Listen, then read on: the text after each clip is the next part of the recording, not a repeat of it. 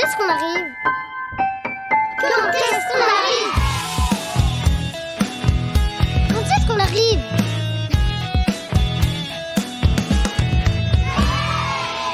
Quand est-ce qu'on arrive au pays de Marcel Pagnol? Quand est-ce qu'on arrive? D'ici 1 heure ou 2. Qu'est-ce qu'on va faire? Une randonnée. Mais pourquoi faire? C'est pas des vacances, ça. Ah bon? Ben non. T'as vu la couleur du ciel ici? Il est bleu, oui, il fait beau. Mais non, c'est pas ça. Le ciel du sud, c'est le ciel des vacances.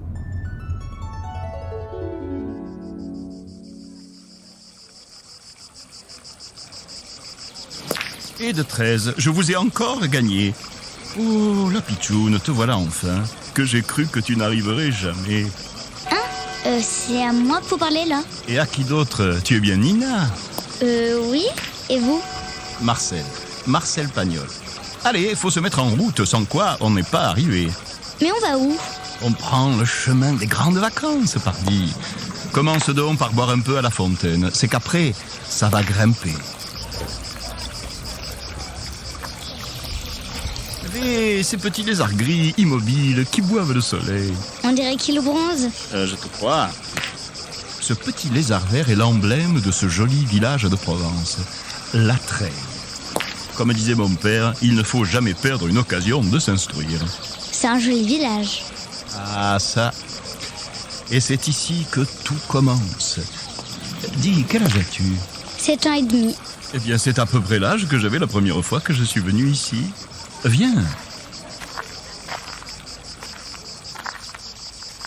Waouh, qu'est-ce que c'est? Mes chères collines, mon royaume, mon désert de garrigues qui va d'Aubagne jusqu'à Aix. C'est comme si je les connaissais déjà dans mon cœur. Marcel, je ne connais rien de pareil. Et moi non plus. C'est ici que commença la féerie.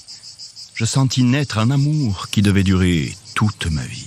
Mais qu'est-ce que ça veut dire, garrigue? Eh bien, c'est ce paysage que tu vois, une végétation d'arbustes sur un terrain de roches calcaires.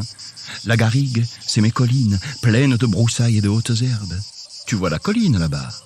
C'est tête rouge. Ça, c'est tête ronde. Celui-là, c'est le taoumé. On dit aussi le tubé. Mais qu'est-ce que ça veut dire? Ça veut dire qu'il s'appelle le tubé et aussi le taoumé. Et nous, on va là-bas. Tout là-bas? Eh oui. Ce n'est pas une montagne, mais ce n'est plus une colline. C'est Garlaban. C'est là-bas que commencèrent les plus beaux jours de ma vie. Viens.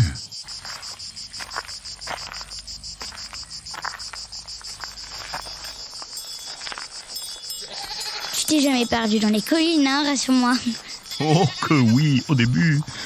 Mais j'ai rencontré un petit paysan qui savait ses collines par cœur et il m'a tout appris.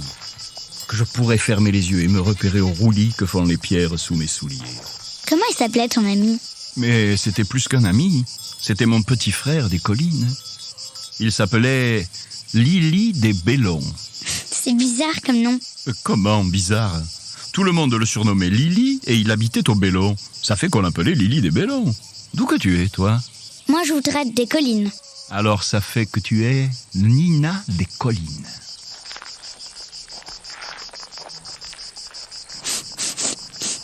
Qu'est-ce qui sent bon comme ça? Tu vois la touffe vert sombre, là? Touche dans ces petites feuilles, et leur odeur pénétrera jusqu'à ton cœur. C'est du thym. Il pousse au gravier des garrigues. Ça sent les vacances. Elle te donne tout ce dont tu as besoin, ma colline. Le thym, le romarin, le fenouil, la menthe. Même le pèbre d'ail. Qu'est-ce que c'est? C'est comme une espèce de thym, et en même temps, c'est une espèce de menthe. Mais ça ne peut pas se dire, je t'en ferai voir. Tu trouveras aussi des pins, des genévriers, des oliviers centenaires, des figuiers, de la vigne. Dis donc, t'en sais des choses, toi, hein? Je t'ai dit, c'est Lili qui m'a tout appris. Lili savait tout. Le temps qu'il ferait, les sources cachées, les ravins où l'on trouve les champignons, des salades sauvages, des pins amandiers, des prunelles, des arbousiers. Avec un roseau, il faisait une flûte à 3 trous. Il connaissait le nom de chaque plante, les habitudes des lièvres et des petits oiseaux. Tu fais bien m'apprendre les collines. Et pourquoi crois-tu que je t'ai attendu à la treille, dis? Oh, le petit lapin!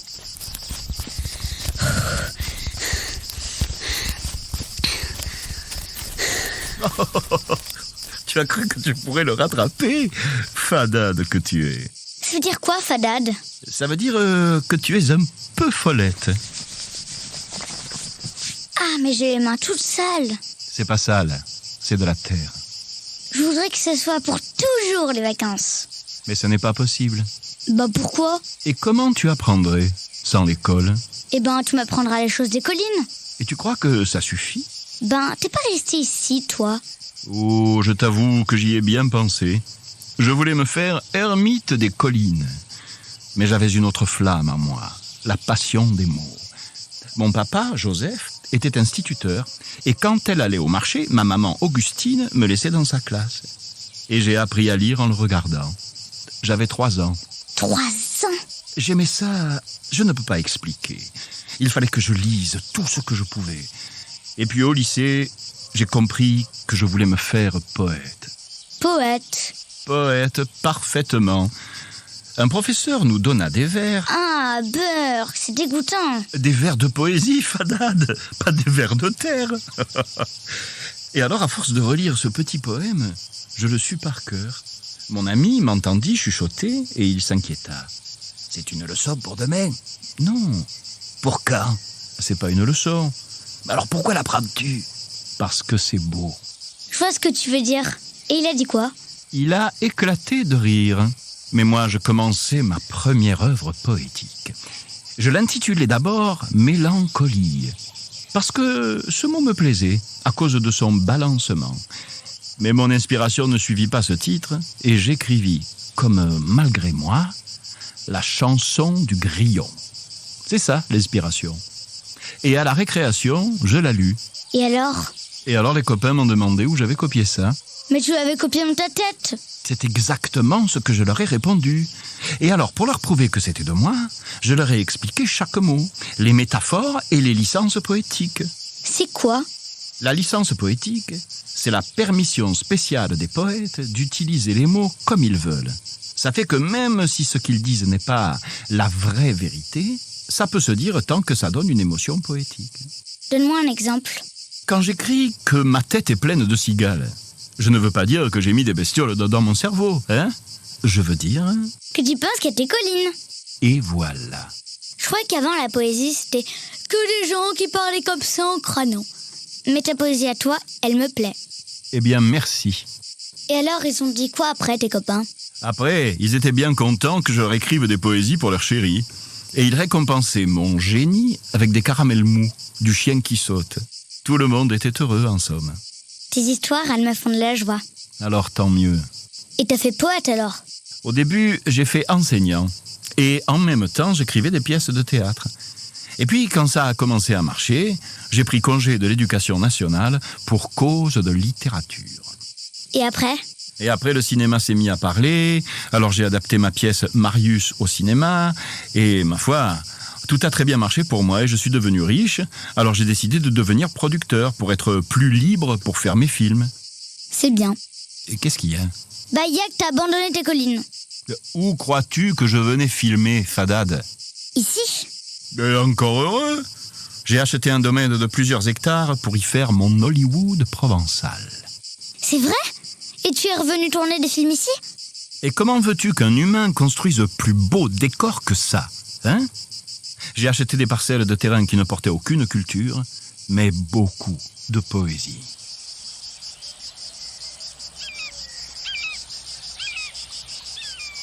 T'as raison, c'est pas possible de fabriquer mieux que ça. J'ai même acheté le château de la Busine pour installer ma cité du cinéma. Tu connais son histoire? Bah non, raconte. Et tu crois que je vais tout te raconter? Vé, tu n'as qu'à me lire. Comment ça? Je les ai écrits, mes souvenirs d'enfance. Je les ai écrites, mes collines. Alors, si tu veux savoir, tu n'as qu'à me lire. D'accord, comme ça je serai encore avec toi. Je lirai avec ta voix dans ma tête. Je crois que c'est l'heure de se dire adieu, Nina des collines. Comment ça, adieu? On va pas se revoir? C'est comme ça qu'on se dit au revoir dans ma Provence. Tu sais, Marcel, moi, si je connaissais un endroit comme ces collines, je le dirais jamais. Et alors personne d'autre ne les saurait, Fadade? Et peut-être que les collines se laisseraient mourir de chagrin.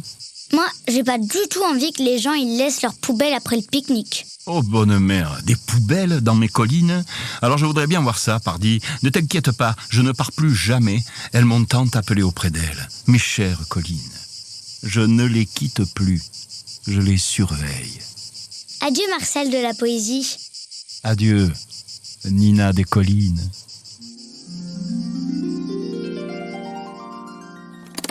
On est arrivé. Enfin, j'en pouvais plus d'attendre. Ah bon? Ma tête est pleine de cigales. Hein? C'est une licence poétique. Et à partir de maintenant, appelle-moi Nina des collines. Pourquoi? Parce que je m'appelle Nina et que je suis ici. Ça fait que je suis Nina des collines. Vous pouvez retrouver toutes les aventures de Nina et d'autres épisodes de Quand est-ce qu'on arrive sur le site vinci-autoroute.com, sur l'appli Radio Vinci Autoroute et sur toutes les plateformes d'écoute de podcast.